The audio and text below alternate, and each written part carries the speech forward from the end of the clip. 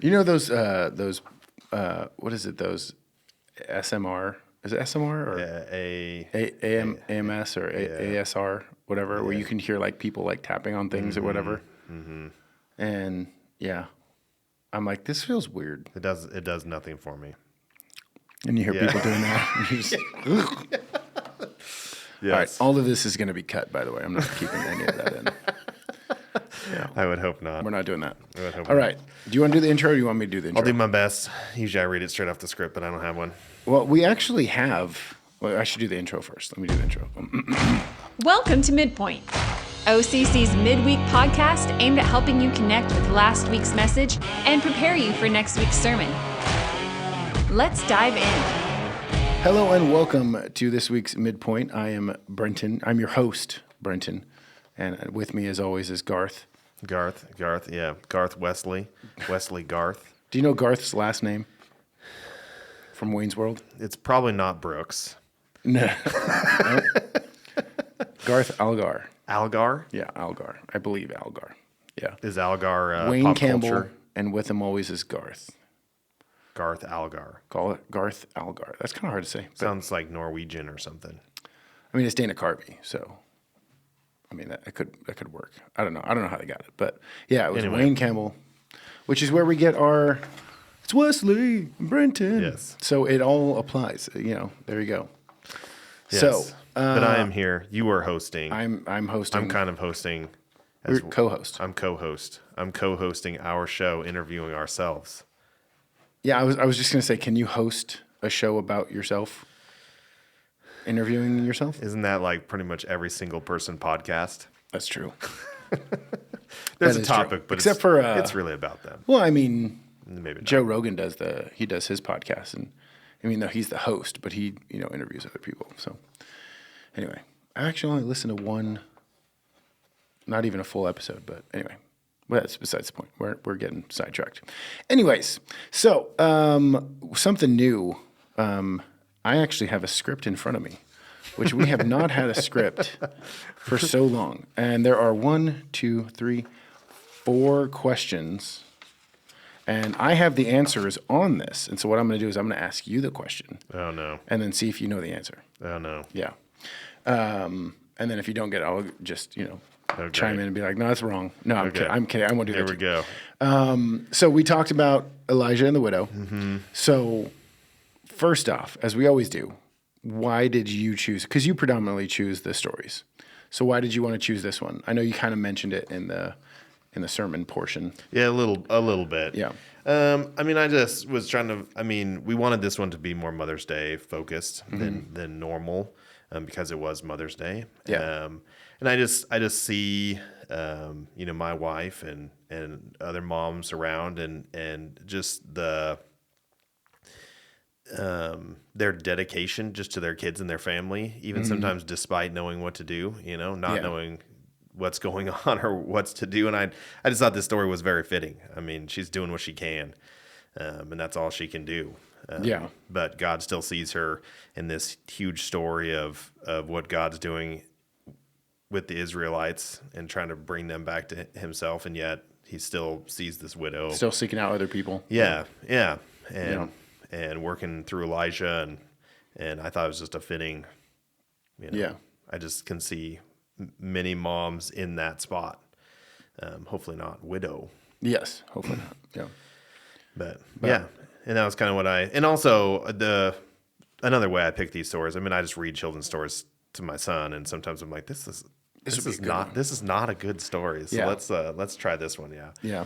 Yeah. And so that was kind of what brought this one to my mind. And When was the last time you read this one? Like, because I'm assuming it's just you just go through chapter by chapter with your kids. Mm-hmm. So was this one like? I mean, we wrote this because I went on vacation. We wrote it like a month ago, but you decided like 2 months ago. I think 2 or 3. yeah. So how many times have you read it since you said, yeah, we need to ruin this? We're on a kick where we're just reading through this children's Bible that we have. It's probably 5 or 6 times. And the joy on your face. Yeah. As Probably you're saying 5 or that. 6 times. Yeah, we've been reading through it. Every time we get this one though, we read it and then we read it out of the Bible. Oh, okay. On this the one. full chapter. Mm-hmm. Okay. Yeah, it reads pretty well. Well, it's like 3 pages in the children's Bible, so you don't really get. No, you get nothing. Yeah. It's Even, super quick. Even I mean, you can. I don't know which service is posted on YouTube. The second service. The second service. Yeah. The first one, I didn't even know you were done. Like, and I had to read it so many times, and it was just like, oh, you're done. Okay. Yeah, because sometimes your mind will race of like, okay, what's next? What's coming up? Yeah. And then you're, it's my line. He's Okay. done. Yeah. And you made a joke about waiting for an applause and filled in the gap for me. Yeah. I was waiting for more, and I had already read it. Yeah, it was super short, and I realized the abruptness of the story more so in the service. Like when we were reading it, I was like, oh, we're done. Like this is, there's way more to the story than that. But yeah. Well, there aren't too many other like motherly stories. I mean, I guess there are motherly stories. There's Sarah, there's Mary, there's, all these other moms that are prominent in the Bible. But I guess none of those are really, other than Mary. Are there really any children's stories about motherhood or even moms like acting heroically or sacrificially? Anything? I'm trying to think of like what would a children's. Yeah, I mean, Mary would probably be the best one, especially her whatever translation you're reading, treasuring that in her heart or whatever, and trying to navigate that. You could do Mary is probably the best one. Yeah, you could maybe do Abigail, right? Abigail, she's the one that I can't. What's her husband's name? And her husband doesn't give David any food or anything, and he's been protecting the sheep. And she goes before her husband and says, "Oh yeah, he's a fool." Yeah. Just her defense of her family. I think you could do a Mother's Day one with Abigail. Yeah, I think it's Abigail. I remember you. Now I'm just done. You wanted to do Proverbs 31 possibly, and to figure that out. Yeah. And then we ended up just going a different direction. Yeah. But yeah, so we could That have was gone going there. to be very difficult. And I don't know that one. When I started trying to write that out, it was just there was no way we could do it in the time we had. Yeah. There's no way. Yeah. Well, there's a lot. There's a lot on that. But to try to ruin it would have been even more difficult. Yeah. Because we'd have to go basically line by line, and as anybody that followed along with this one, that's impossible because we skipped although we read it all. Yeah. We did read it all, but there's a lot. There's a lot in this. Yeah. As I was kind of charting out these questions and stuff, I was like, oh, we could have talked about that. We could have talked about that. And we'll talk about a couple things. But anything else you wanted to talk about? I did want to highlight, because somebody has said it always comes up that they will ask me how much was me and how much was you.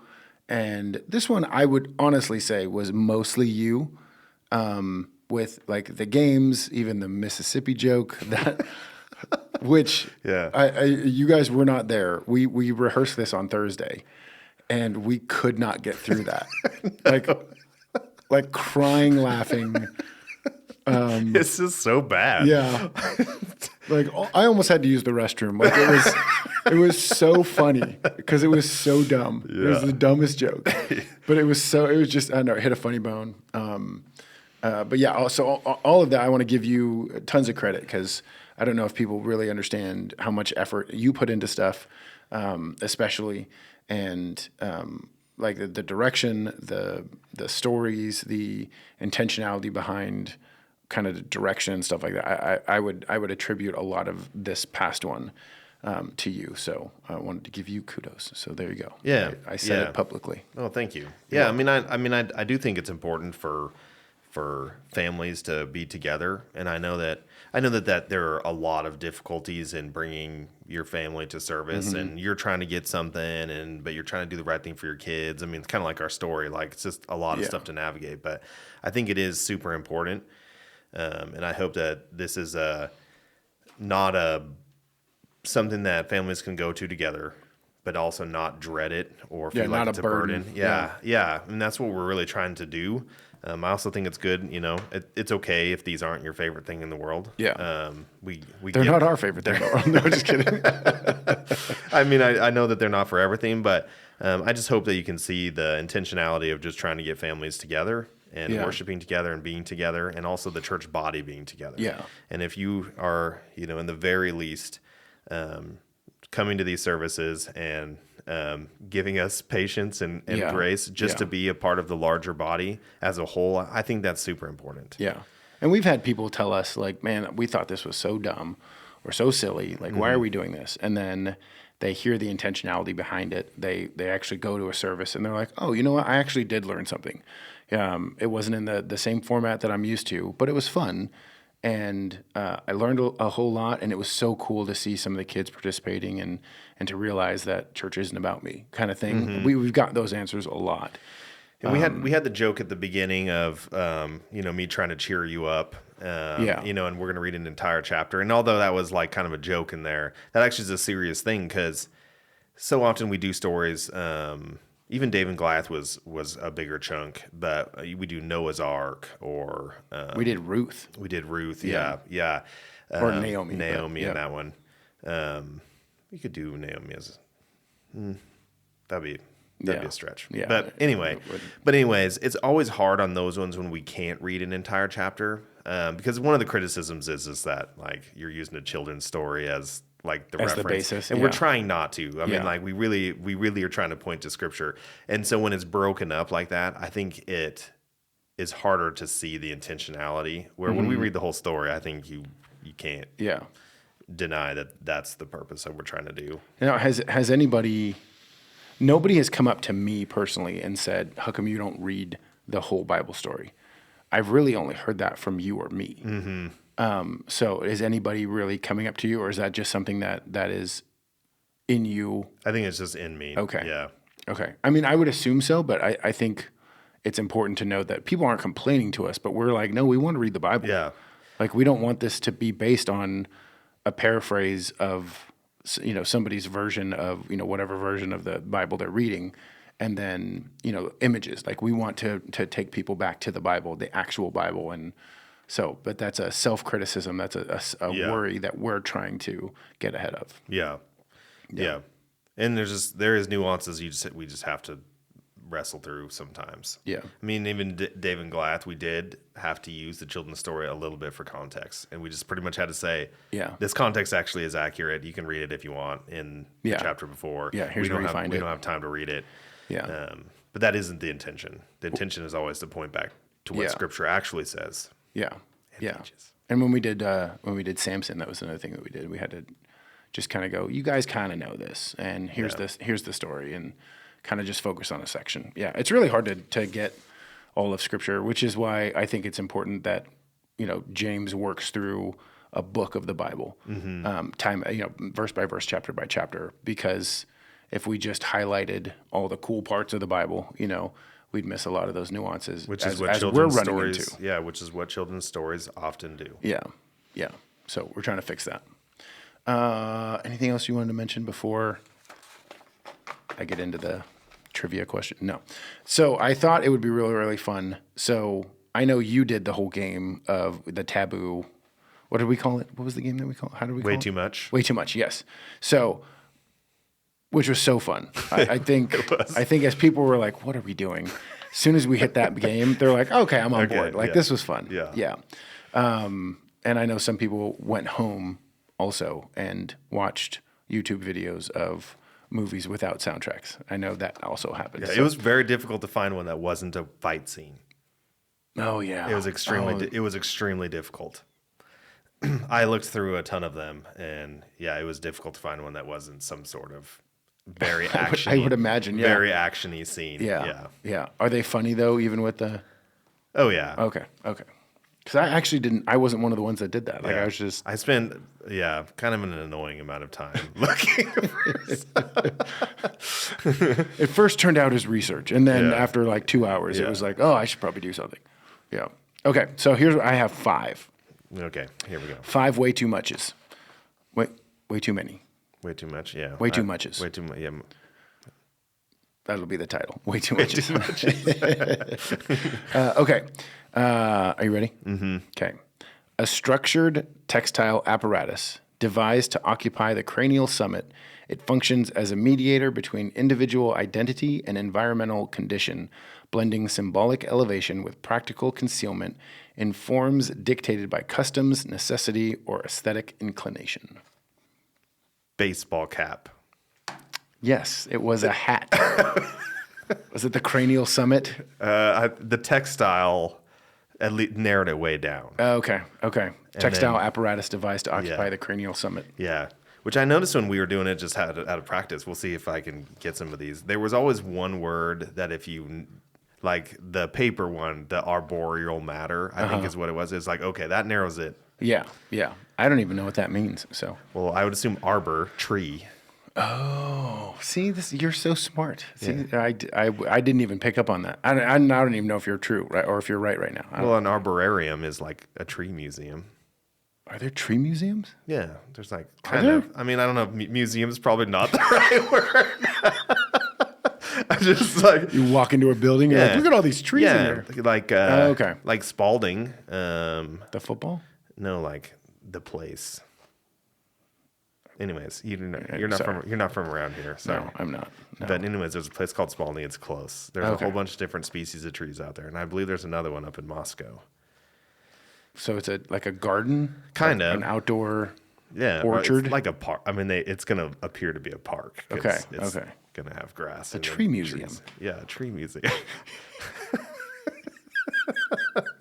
We're such idiots. I don't know how else to I describe am. it. I don't know if you are. Yeah, but no, I yeah, for sure am. Yeah, we. Anyway, moving on. Okay, here we go. Okay, well, I'm gonna do this one, and then I'm gonna pause, so that people playing at home, Okay. they can pause too. So I'm just like, pause it now. Okay, and then you can give your answer. Okay, so here we go. Number 2. A compact culinary assemblage wherein a cylindrical composite of emulsified flesh is nestled within a cleft starch vessel, typically garnished with contrasting condiments. This item serves as both a cultural icon and a utilitarian sustenance medium engineered for rapid, informal consumption. Okay, pause right here if you want to guess. I read this and I was like, oh, I kind of know what this is. Okay, you ready? 3, Man. 2, 1. Spam. Oh, we were looking for hot dog. It is a hot dog. Yeah. It seemed like meat in a can. Yeah. Cylindrical composite of emulsified flesh is nestled within a cleft starch vessel. There you go. That was A starch vessel, Yeah. not a tin vessel. not a tin vessel, but a hot dog. Yeah. Okay. Ready for number 3? Yeah. Okay. I'm actually enjoying this. These are so fun. An octagonal arbiter affixed at vehicular convergences, emblazoned with commanding symbolism and chromatic urgency. It arrests forward momentum through the silent imposition of universally recognized restraint, safeguarding ordered traversal through mutual compliance. Okay, pause. I think this one's pretty easy, right? Yeah. And 3, 2, 1. Stop sign. Yes, it is a stop sign. Octagonal. Yeah. Couldn't get that out. Reading's hard sometimes. All right, here we go. Number 4. I might butcher some of these words, but that's okay. A nascent being in the early continuum of human development, marked by boundless absorption of surrounding stimuli and untempered emotional flux, whose existence reflects both the fragility and the raw potential of unfolding consciousness within a dependent form. Okay, pause if you want to play the game. Do you have an answer? Not really. Not really? Do you want me to read it again? Sure. Okay. A nascent being in the early continuum of human development, marked by boundless absorption and surrounding stimuli and untempered emotional flux, whose existence reflects both the fragility and the raw potential of unfolding consciousness within a dependent form. Even reading that, I started like going back to my, school days where I was just like, I'm not paying attention to what I'm reading. Yeah. Okay. Ready? 3, 2, 1. Idea. It's a child. Yeah. A child. A nascent being in the early continuum of human development, Oh. marked by boundless absorption of surrounding stimuli. Yes. Child, yes. And untempered emotional flux. yes. Okay, last one. You ready? Yep. A slender construct of congealed fuel encased in a singular wick. It surrounds itself to controlled combustion, transmuting solid into light and warmth while gradually diminishing in stature as it measures the passage of time through its own quiet unraveling. You got this? Mm-hmm. Okay, pause. Okay. 3, Did you 2, what? Did you get the idea of this one sitting at your desk? I did. Okay. I got all of these sitting at my desk. Okay. Because I was hungry and I wanted a hot dog game. And you wanted to sit next to a candle. Candle. Oh, 3, 2, 1, candle. It was a candle, yes. I was listening to the podcast because I like to listen through just to see how we delivered it, and on some of them we never gave the answer over the microphone. So even though we know what it is, if somebody was only watching online or not watching but listening to the podcast, they're like, I have no idea what it is. So I think the first one was what was the first one? Shovel. That's Earth right. spoon. Earth spoon. That's right. I remember I was listening to it and I was like, Earth spoon. The second one was a chair. Chair. Or somebody did say toilet, and I was like, that works. Yeah. That works. I mean, function's still the same thing. The third one was a piece of paper. The fourth one was a flower. Yep. And the fifth one was... Look at this photograph. It's a photograph. That's right. Somebody came out to me and they were like, dude, that was the funniest thing. I'm like, yes. Yeah. And some people were like, why is this funny? Yeah. It's like, this is comedy gold, people. All right. You ready for some questions? Yes. Okay. So I had a couple people ask me a few things, and there were things that I think that we should have hit upon. So I kind of put them all together. So some of these are comments, some of these are whatever. But here we go. The first one, was the widow an enemy of God's people? I mean, I think you'd have to define enemy, I guess. Mm-hmm. Enemy in the people did not follow God. Okay. Yes. I would say she's an enemy. Yeah. So I have Sidon was part of the Phoenicians who had a long history of conflict with the nation of Israel. And then Ahab, King Ahab that you talk about in the beginning of the chapter, he married Jezebel, who was a Sidonian princess, which I didn't really realize. And Zarephath is in Sidon.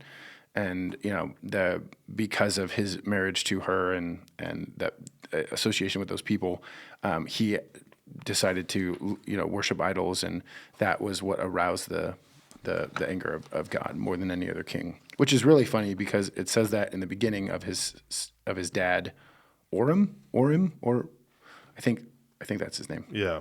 But it says he was a wicked king and he aroused the anger of God more than any other. And then it goes to Ahab and it's like, but he did it. So I'm like, was it worse or just everybody just absolutely terrible? So, but anyway. But yeah, the short answer is technically, yes, she was one of the people who were enemies of God's people, Israel, as they worshipped other gods. So good job. A+. Thank you. All right. You mentioned this one. You wanted to talk about the Ravens. Yes. I mean, a little bit. Yeah. I think they're going to do good this year. Do you actually? Do you have enough information to follow? I mean, I'm pretty sure they still have Jackson. I think that's his name. Jackson is their quarterback, and he's a stud. So I'm pretty sure they're always good. So and I really like the Ravens. Like I had for a while, they were my second team because I loved Ray Lewis. Like dude was a beast. So I am a Ravens fan, kind of, sort of. Obviously, my loyalties are to San Francisco. But yeah, so I like the Ravens. So, all right, next question. So why did you want to talk about the Ravens? I don't totally know why God chose Ravens, but one of the things that's interesting about Ravens is where do you normally see ravens? On the football field. On the road, eating whatever got hit by a car. Yeah. And so they are scavengers. They are scavengers. So receiving meat and bread from a raven is not the highest of cuisine. Yes. They're getting some. Hold on. What is it? an assemblage wherein a cylindrical composite of emulsified flesh is nestled within a cleft starch vessel. Yeah. So some interesting things that I was just looking at, because I know this was I didn't realize this. Now that I read it, I was like, oh yeah, that makes sense. But ravens, it comes from the word orabim, which is Hebrew, very much like Tisibbi, yeah. But that the translation of that word has actually been challenged by not a couple people, but throughout the history, that they say, well, maybe it means Arabians or merchants or inhabitants of this town named Orbo. And so that's what they said. Well, it's not really a raven. It's one of those. But a lot of those arguments were discounted because that word orabim never means merchants when it's by itself. Also, routes and local towns wouldn't have been able to hide Elijah from, Ahab and his spies for that long. Yeah. And the Hebrew word for citizens would differ. So like Arabim, not Orabim. So those kind of things. So most scholars and commentaries will say, no, it was a raven. Like that's the best translation we have. So I didn't know that. But the ravens are unclean. Did you realize that? I did not. Yeah. That makes sense. So according to Leviticus 11:15 and Deuteronomy 14, and again, unclean doesn't mean evil or useless. It's just not suitable for rituals and eating. But as you said, ravens are scavengers. They ate a lot of dead things, so that would make them unclean. And I think raven was literal, and it was foreshadowing or symbolic, because there was an unclean bird that was feeding Elijah, and then the water ran out. And then Elijah went to this unclean town with unclean citizens and was fed by an unclean woman. So I was like, oh, wow. Yeah, that's kind of cool. There's a lesson there, I'm sure. And James will probably preach on that when he preaches through 1 Kings. So you have to wait when he does that. Yeah. I mean, yeah, man, I don't know. I don't want to stretch too far, because Ahab and Jezebel have their own story arc. Yes. That's very bad. Terrible. And it's interesting that Ahab is the one provoking God's anger, because Jezebel is the one that really has control. Mm-hmm. She's the one that killed all the prophets, or had them all put to death, I believe. And why Elijah's running. Yes. Yeah. Yep. Yeah. And so, in an interesting way, we have this king of Israel who's also being fed by the lies of his wife, and it's interesting. There seems to be some parallels there. I don't know if that's on purpose or not. Well, I mean, thinking of the king of Israel, the king of the people of Israel, right? Because he was Israel's king, not Judah's king, right? I think he was king of Israel. I think so too. Well, for the sake of what we're talking about, it doesn't matter. But he was a king who was united and, like you said, fed by this unclean woman. And so you have that union, and it is going against God and not honoring to God. And then you have this other union, quote unquote. I mean, it's a different type of union, but this connection between a Israelite prophet and an unclean woman, and it is glorifying to God. And so, you do have these polar opposites of Ahab and Jezebel and Elijah and the widow. And, kind of interesting. It is. So, I thought that was kind of cool. I did too. Yeah, I like that. Yeah, and that took, 5 minutes? So, there's no way we could have thrown that in there.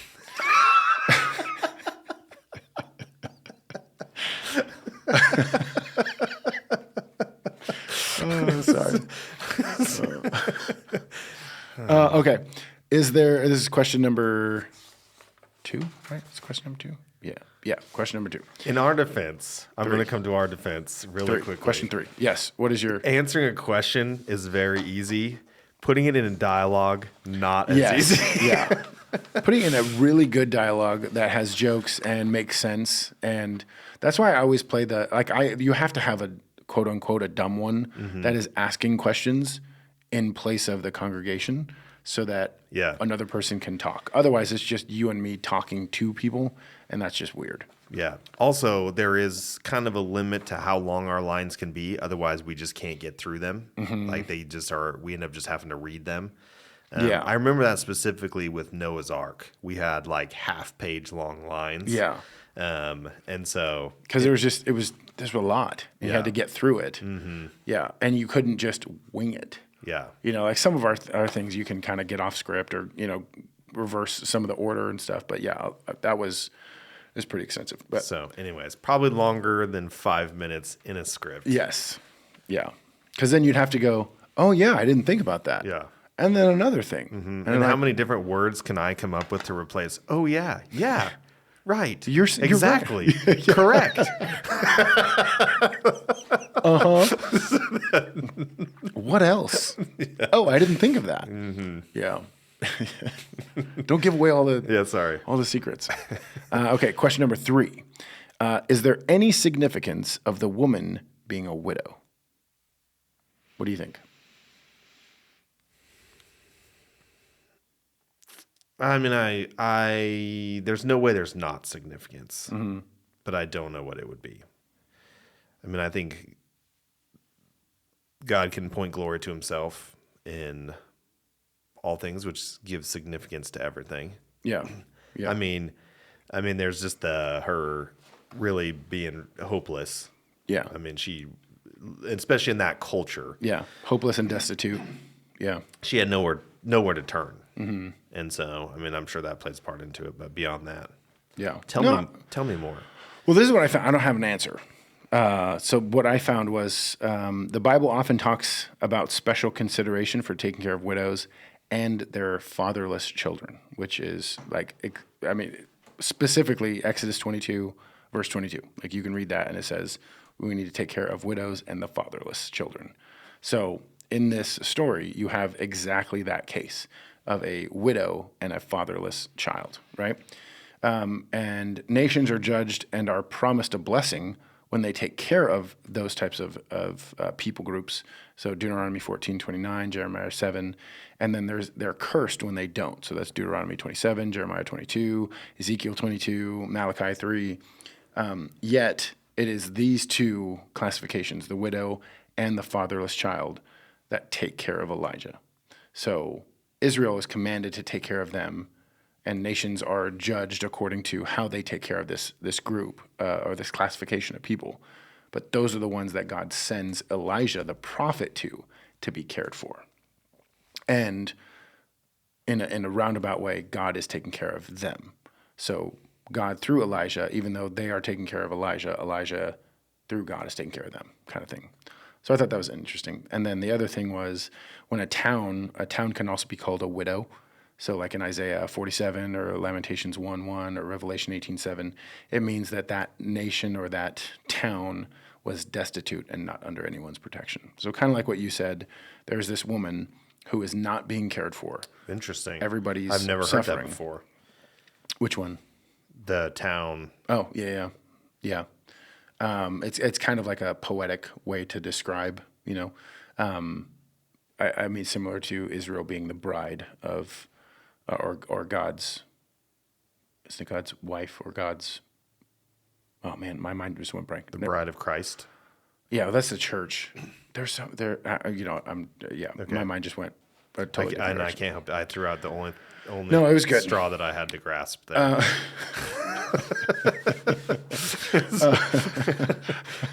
And I'm hanging on to it. Yeah.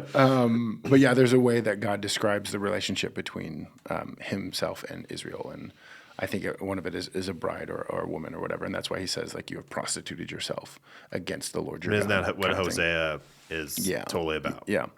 And so anyway, so you have this widow who is not being cared for, whether intentionally or unintentionally because of the drought or whatever, but she's not being cared for. Her and her son are not being cared for. And so God sends Elijah so that Elijah can be cared for by this raven of a woman. And then God can take care of them. So, it's really kind of interesting. Again, the parallels in the story kind of thing. So that's what I found. Yeah. So that's I think it might have more significance to somebody who is a lot smarter than me. But I thought that was kind of cool because it could have been just a woman. It could have been a single woman, could have been a young woman, could have been an elderly couple. It could have been just a couple, a family. But God chose to use a widow and a fatherless son. And I do think some of that also was in part to put Elijah in the least likely space so he wouldn't be found by Ahab. I mean, some of that going, I mean, even, what's the name of the town again? Zarephath. Yeah, Zarephath. That would be the last, like, that was like going into, like, he was hiding in plain sight, essentially. Yeah. And so, and then being in a widow's house is just unlikely place, this uncared for, like, how could anybody be surviving with this widow, this desolate widow who's dying? Yeah. So I mean, that points to, I think, God's provision. Yeah. There was a part that I was curious about what you thought. I didn't actually research this, but it says earlier that God tells Elijah, "I am sending you to Zarephath because I've already talked to this woman, and she is going to provide for you." I wonder what that was. Like, was that her starting to go, look, if anybody else is out there, because some people will do that when they're desperate, and they're either not a Christ follower or they don't believe in God at all, like any gods, and they'll go, God, if you're real, like, reveal yourself to me, because I'm on my last line, and I need help. So if you're real, send somebody, do something, speak to me. Like, was that where she was? Did she just get an encounter with an angel? Like what did that look like? Yeah, I mean, I actually looked into that a little bit, which I don't know the clear answers, and honestly, I don't know that there is super clear answers, because she also knows that he's a man of God. And it's not clear in Scripture if it's because there was a pre-conversation that isn't in Scripture, like where he explains who he is, because it would have been unwise to look like a prophet, whatever that would have looked like. Yeah, because I mean, an entire region is looking for him. Yeah, and so how did she know that he was a man of God? Was it a prophetic thing that God had visited her before? Yeah. Was it just how he spoke to her? Was it how he spoke to her? Was there a conversation beforehand? It wasn't clear, at least in what I looked. I didn't spend an extensive amount of time on it, but I think there is another point in Scripture that could point to God speaking to this widow before Elijah getting there. Yeah. It's this story. Like, when you wanted to do this story, I was like, why this story? Like, it's so weird. It is. It's such a weird story, and it seems to be like a weird sidetrack. You play like video games and stuff, and it's like a side mission. Like, it's not a part of the main story, but it is, and you're just like, this is so weird. Like, why include this kind of thing? And so, I was a little mad. Like, come on, Wesley, really? Like, okay, that's right. I mean, I try to not let that be a reason to shy away from some of those, because that's easy to do. That's kind of what we're trying not to do with children's stories, because it's easy to shy away from that stuff. Yeah, even Samson's probably the prime example. The way he's painted is not how he is at all. But it's really hard to get into that weird. Like, how was he deceived by Delilah so many times? Yeah, like, how did he not figure out? Every time he opened his big mouth, the Philistines were in his house. Yeah. How did he not put two and two together? But he didn't. Yeah. Yeah. And, well, I was reading, ironically, in my devotions today, I'm going through that passage, or that story of Samson, and he just died in the building collapse. But they were like, Samson was so strong physically, but he was so strong, or so weak mentally when it came to women. And I'm like, oh yeah, we probably should have mentioned that. Like, that's a good. Did we mention that? I think we might have, but just the way that it was put, like, phrased. Sometimes people phrase things a certain way, and you're like, oh yeah, that's I like that. That's good. Yeah, a good wrap up. Yeah.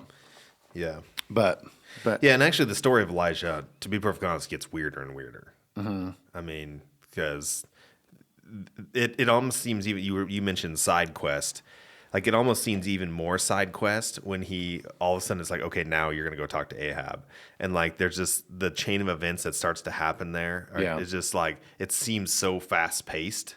So you have this just kind of drawn out part, and then all of a sudden it's just like boom, boom, boom, all these things. God does this crazy miracle of lighting the altar on fire, Yeah. burning everything Yeah, up in the water, and everybody goes, okay, whatever. Like, that's the strangest reaction. Yeah. Like, and then he goes on like a marathon run or whatever, right? Doesn't he like run away? yeah. It's it's the whole ending to that is, Yeah. and then what happens to Jezebel, and like it's a crazy story. Yeah. But I mean, I think that just goes to show the type of stuff Israel was doing and buying into. Yeah. Yeah. Okay. Now the question of all questions, the awkwardness of this entire story. Why did Elijah lay on the boy 3 times? Go. Yeah. I wasn't the one that threw that out there, and I mean, I guess it was my line. Yeah. Well, it was one of those things that like you have to go like, that's kind of weird. Like some other ways that you would have done that, like I get it, but it's really weird. So Do you think Elijah knew the boy was going to be saved? from what I've read, no. Yeah, that's what it seems. I mean, his cry out to God, like, It seems like a pleading. Like, please, dear God. It does. Like, you're really going to punish this woman I'm staying with? Yeah. That's Yeah. what it seems like to me. Yeah. So I did look, some commentaries were arguing for the fact that the boy was actually dead, which leads me to believe that there were some people that were like, was he really dead? Because of the breath thing. Like, was he just sick, or, was he just, deathly ill or whatever? And it was like, no, he was dead. Like, implicitly, that the text says that he died. He was dead. And so there are varying responses as to what the laying on of, maybe we should just read it. Like, do you have your Bible? On my phone. Yeah, I'm getting it on my phone too. Have to get our Bible. Who can get there first? Judges. No, I don't want to go to Judges. 1 Kings, chapter 17. Should I read the ESV? I have the NLT. Let me read where is it? Yeah, I'll just read. And he stretched himself over the child 3 times and cried out to the Lord, O Lord my God, please let this child's life return to him. The Lord heard Elijah's prayer, and the life of the child returned, and he revived. Then Elijah brought him down from the upper room and gave him to his mother. Look, he said, your son is alive. Then the woman told Elijah, now I know for sure that you are a man of God, that the Lord truly speaks through you. So, yeah, that was the NLT. But that's basically the I story. wish that was what I was reading this Sunday. The way the ESV has that written is Yeah, sometimes you're like, why are we reading that? a tongue twister. Like, I know I didn't read it the same every single time because it was just such a tongue twister. Mm-hmm. And commas in places that didn't need commas, and no commas where there should have been commas, in my opinion. I feel like that's a lot of the Old Testament. Yeah. So anyway, so there's varying responses as to why he laid on the boy 3 times or stretched himself over the boy 3 times.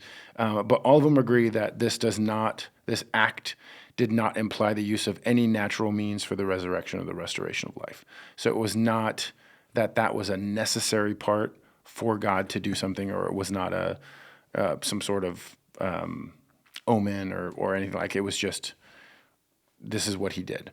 And so it could be that he was trying to give his own vitality or life to the boy, and that's why he breathed on him, like breathing his life into him of like, look, I'm trying to give of myself to you to regenerate you, to help in any way that I can, even though I can't do anything, to just kind of thing is what it says.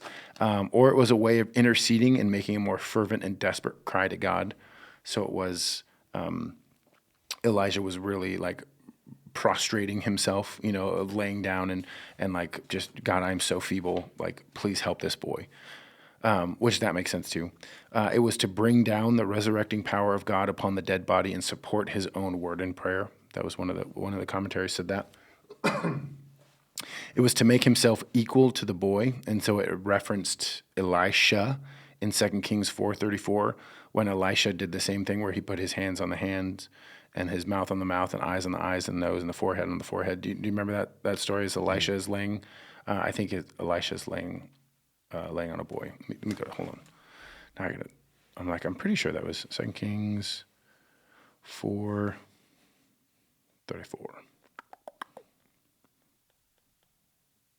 All of this should have been prepared. That's right. When Elisha arrived, the child was indeed dead, lying there on the prophet's bed.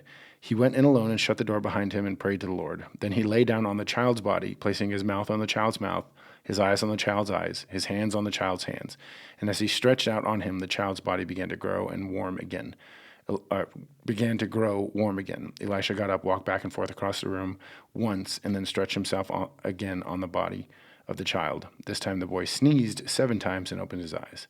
Then Elisha summoned Gehazi, called the child's mother. He said, then when she came in, Elisha said, "Here, take your son." She fell at his feet and bowed before him, overwhelmed with gratitude. And she took her son in her arms and carried him downstairs. So they're saying that story, since Elisha was the prophet after Elijah, and Elijah kind of trained Elisha, that Elijah had done this before, or did hear about how Elijah did what Elisha did in 2 Kings. And so this was a way to show great affection to the child and to prostrate or make his prayers more significant and desperate. And so they're kind of saying like this is kind of something that Elisha learned from Elijah. And maybe also signifying that he would, if it were possible, to infuse his own breath and life into this boy and warm him with his own life. So it's a way to love on the kid and show his affection towards him and plead with God. So that's kind of the answers. I don't see any Jewish customs or anything like that. And there's nothing that I saw that was. But I thought that it was kind of I keep dropping my phone. I thought it was possible that because the boy was only resurrected after the 3rd time, which it might have been intentional on God's part to be a foreshadowing of Jesus being raised 3 days later. Because there's 3. I don't know. Sometimes, the numbers are significant. Mm-hmm. And so I'm thinking, Elijah did it 3 times, and that's when the boy was resurrected from the dead. And so I'm like, yeah, that's a foreshadowing to Jesus. Not that the boy was Jesus, but the being raised from the dead after a 3 was it is foreshadowing of God's sovereignty over creation. Yeah. Well said. Mm-hmm. Yeah. Interesting. Yeah. So that's what I came up with. So it's like answers without answers. So there you go. Should be good. Yeah.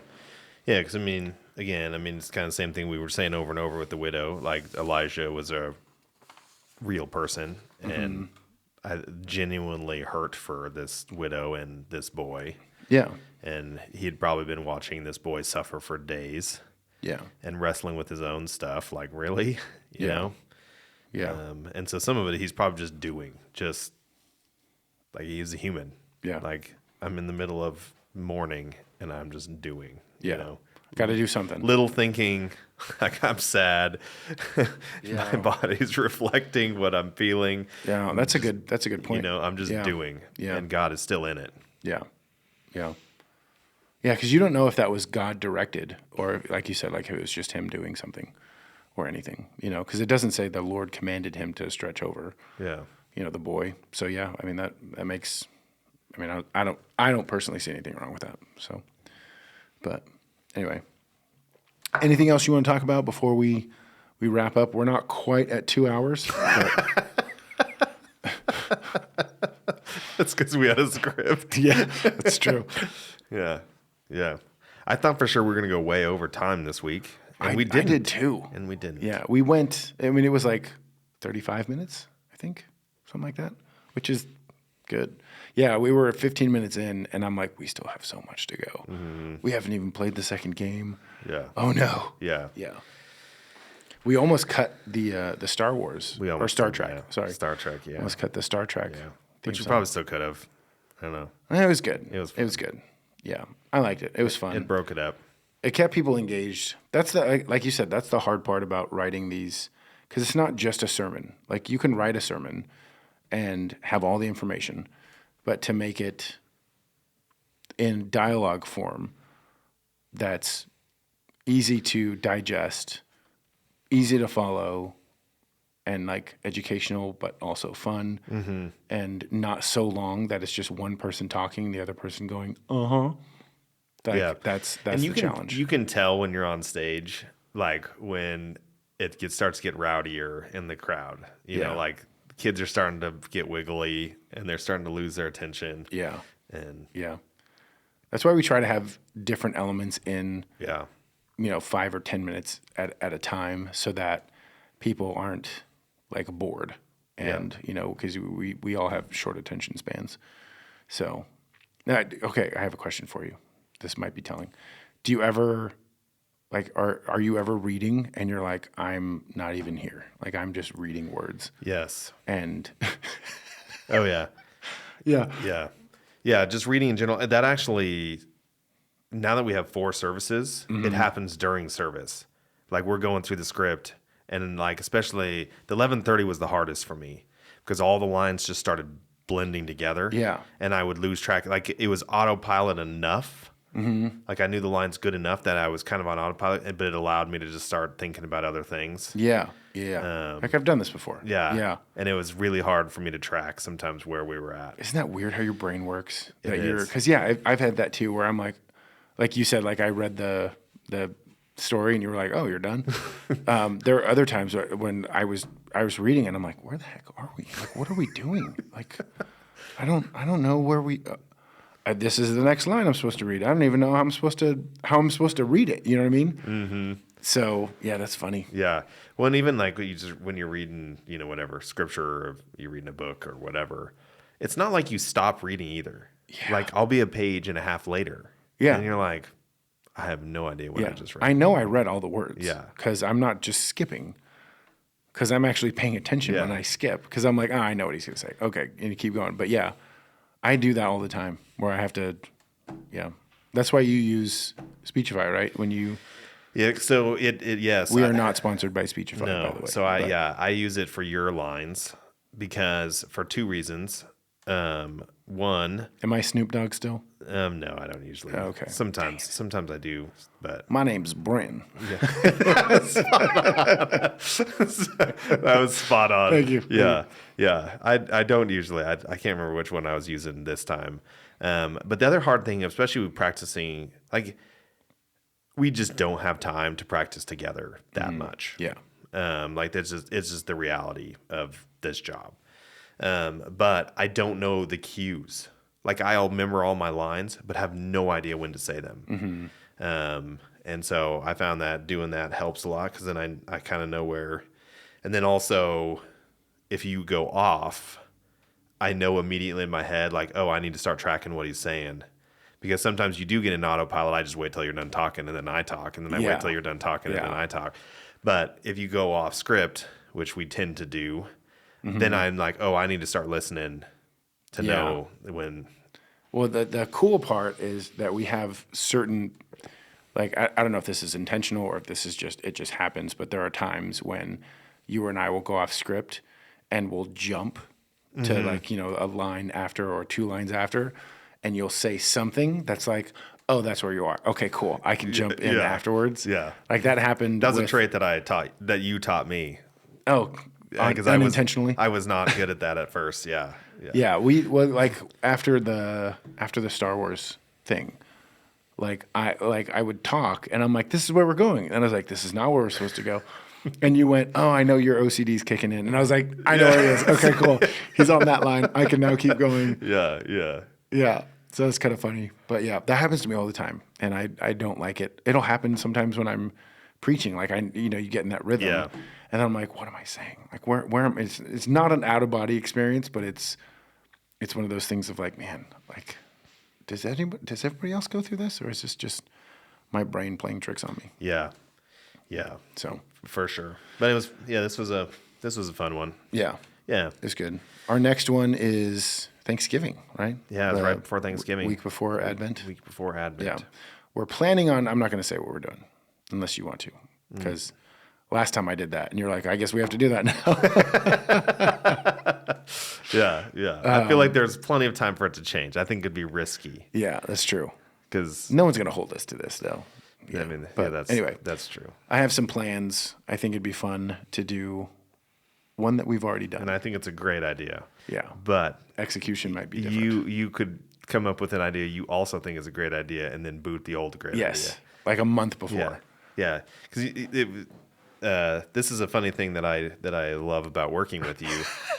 But Brenton will have really good ideas, and then he will have another good idea, and I have to argue with him that his previous good idea was a good idea, and that's the one we should go with. And so I'm arguing with you about your own ideas. Yes. Yeah. So I was trying to tell somebody, it might have been my wife, it might have even been you, but I'm like, I have an idea, and then I want to argue that idea. Not argue is a bad word, but I want to debate. I want to bounce ideas off of other people. Mm-hmm. And if I think the idea is good. And so I'm in my thinking, I'm like, all right, if I have an idea and I bring it to somebody else and they can clearly and logically and succinctly tell me why I'm wrong, then I'm wrong. But if they can't, and I'll do this with, one or two or three or whatever people, if they can't, then it's a good idea. And so that's kind of my thinking. I know that's probably not great, but I will like, hey, I think we should do this. And you're like, okay, like, that's fine. We can do that. And I'm like, no, like, why wouldn't I do that? I don't know. So I like to have ideas. And then if I come up with something else, oh, this is even better. And then that's helpful for me to have those like in that instance, to have those two ideas pitted against one another and figure out which one's the best way to go. But yeah. I mean, that's different for me because I struggle with this, but if I present an idea, it's one that I like have this like small part of me that like, this might be a good idea, but I've already talked myself out of it. And so like, I'm looking for people to reaffirm like, that's a terrible idea. Oh, you're looking for the opposite. Yes. Yeah, you're right. You are an idiot. Almost always. Yeah. Yeah. Because I've already, like, by the time I've presented it, I've already talked myself out. Oh, man. Like, I've already. What's that like? Yeah. It's really cool. It's awesome. I love it. Yeah. I've already, praise God for you. Because. Oh, thank you. Yeah. Because otherwise I've already. Well, you are, like. It's cool working with you because you will be like, dude, that's like, you will be straight and honest with me. And I think you have a gift of, I think I've told you this before. Like, I think you have the gift of prophecy, not that you will like predict the future or anything like that, but you're able to speak truth, like God's truth to me in like the most succinct, like brutally honest way. That's so loving that I'm like, oh yeah, I needed to hear that. Or, I'll tell you a lot of times, like, dude, what? Stop, just stop talking. That hurts. And you're like, I'm just saying what I see, And so I think that kind of, our back and forth, even as coworkers or brothers in Christ, I think it's super edifying to me as well. This is coming out like a bromance at the end of this, but I'm not meaning it to mean that, but that's fine. But I think like when I have ideas or something like that, you are the type of person that helps me be sharpened. So it's anyway, I appreciate you as well. Yeah. Well, thanks. I think we should hug afterwards or something. Yeah. I don't know. No, never mind. I don't want to do that. I felt there was the one, touch me. The one time, I think it was at the 9:45 service when you read, and I said, it's ironic that you're reading this. And you were like, what is that supposed to like, we went to a very honest place. That's right. In front of everybody. Yeah. I do remember that. Yeah. And you were like, no, that's not what I meant. I was like, that's what it felt like. I know I'm not a strong reader. I mean, like, I'm fine. Yeah, you can read. But I don't see super well. And so that's a big problem for me. Even this time while I was reading, I was thinking about this. I was like, we should stop highlighting this yellow because it makes it way harder. It makes it way harder for me to see. Well, that's what our tech, like all our notes and stuff are yellow. So we have to highlight them so they know it's a Bible verse. But yeah, that's funny. Anyway, I should have been reading. or focusing on what I was reading, and I was thinking about, why is this yellow? I get blue or something. Yeah. At least it's not red with red highlights, because then it just Or black on red. That makes your eyes burn. Yeah. Anyways, well, I think that's all the time we have for this week's Be Midpoint. back into Romans next week. Romans 3 Sure. something. Hold on. I think I have it. I got to drop my phone again. Romans, yeah. I feel like it's Romans 3. Should have. I mean, while I'm pulling it up, you can Yes, here we go. Romans 3, 1 through 13. 8. Romans 3, 1 through 8, which James says is the most debated. It's the hardest. It's the hardest To passage interpret? to interpret and preach. Yeah. Yeah. So we can judge him and see if it's right or not. Yeah. So that's fun. Yeah. But yeah, Romans 3, 1 through 8. Be praying for James. I know that this passage is weighing heavy on him, as every passage does. But the more difficult the passage, the more it's just intimidating. So, but anyway, yeah, that's all the time we have. If you want to join us for normal service, because the WB show is taking a break until the later end of the year, so it's just going to be sermons from here on out. That is going to be Sundays at 8, 9:45, and 11:30, or Monday nights at 7 p.m. You can also follow us on YouTube. We have our YouTube page, which is Lewiston OCC. You can just find us there. Look for the little logo of the tree, and all our podcasts and stuff podcasts and sermons are up there. And then you can also follow us on this, where you're listening, this podcast, where you're hearing the sound of my voice. And just like, follow, subscribe, share, all that fun stuff. But thank you guys so much for having us be a part of your week. We love you. Know that you are loved here at OCC and by God. So thank you guys. Yes, take care.